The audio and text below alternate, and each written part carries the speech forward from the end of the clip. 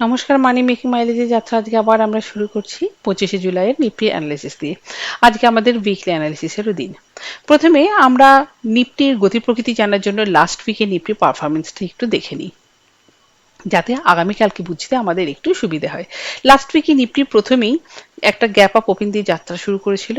প্রায় 350 পয়েন্টের কাছাকাছি একটা গ্যাপ আপ ওপেন দিয়ে নিফটি যাত্রা শুরু করে।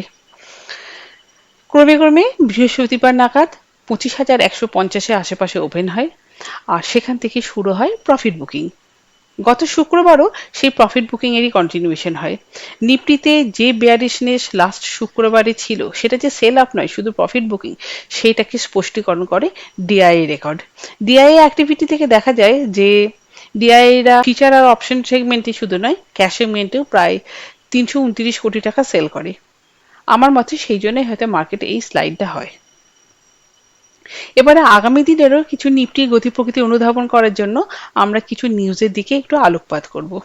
প্রথমত আমরা দেখেছিলাম যে গত বৃহস্পতিবার ক্লিন সায়েন্সের স্টকটাতে কোনো এক প্রমোটার তার স্টক বিক্রি করে, যার ফলে স্টকটা প্রচুর পড়ে যায়। আবার শোনা যাচ্ছে যে শনিবারে ডক্টর রেড্ডির স্টেকও কিছুটা বিক্রি করার কথা উঠেছে। এই সমস্ত কিছুই হয় যে ব্লক ডিলের মাধ্যমে, মানে যে কোনো ইনস্টিটিউশনাল বাইং অ্যান্ড সেলিং এ হয় ব্লক ডিলের মাধ্যমে। এর ফলে স্টক প্রাইস খুবই ফ্ল্যাকচুয়েট করে। এটাকে রেগুলেট করার প্রস্তাব আনা হয়েছে সেবি থেকে। অবশ্যই এটা মার্কেট স্টেবিলিটির জন্য খুব ভালো খবর, আর আমার আপনার মতন রিটেলারদের জন্য তো অবশ্যই।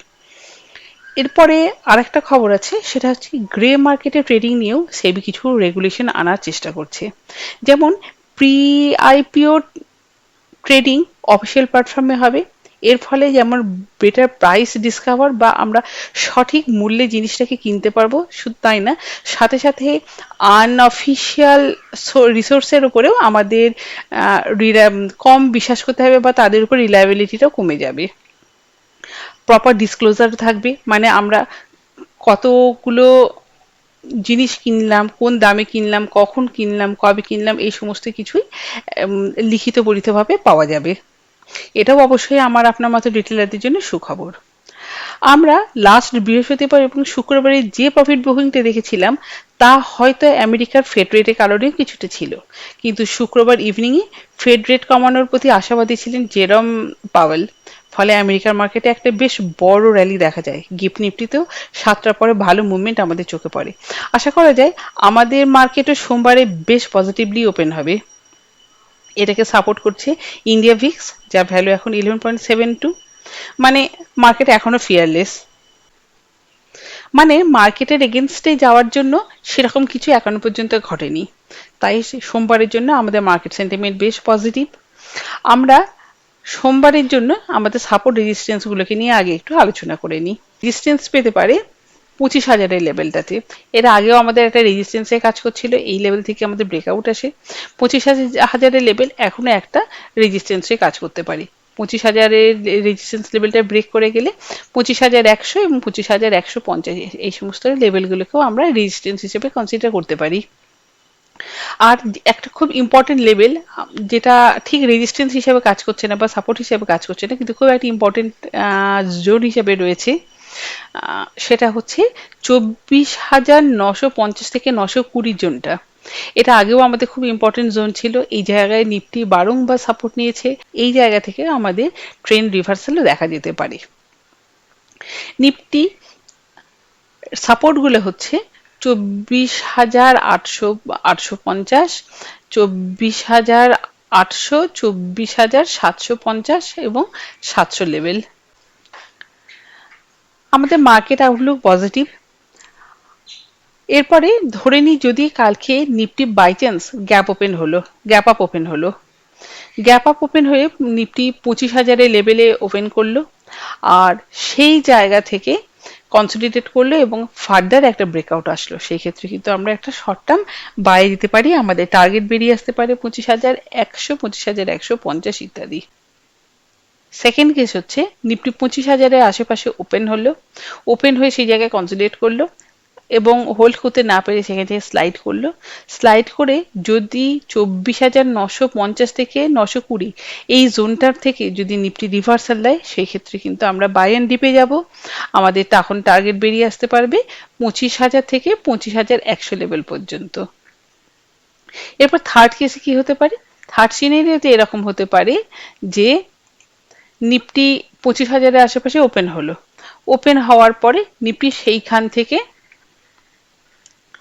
সেখানে কনসলিডেট করলো, কনসলিডেট অবশ্যই করতে হবে, আর তারপরে নিফটি স্লাইড করা শুরু করলো।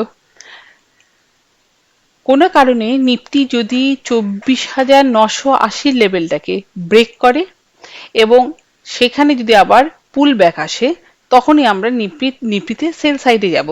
তখন আমাদের টার্গেট বেরিয়ে আসতে পারে 24,850, 24,800 ইত্যাদি লেভেলগুলো।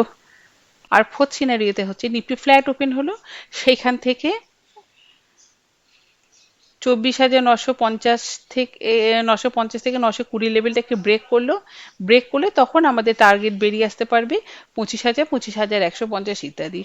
আমরা তখন 24,950 লেভেলটাতে শর্ট টার্ম পায়ে যেতে পারি। এই তো গেল মোটামুটি নিফটির আলোচনা।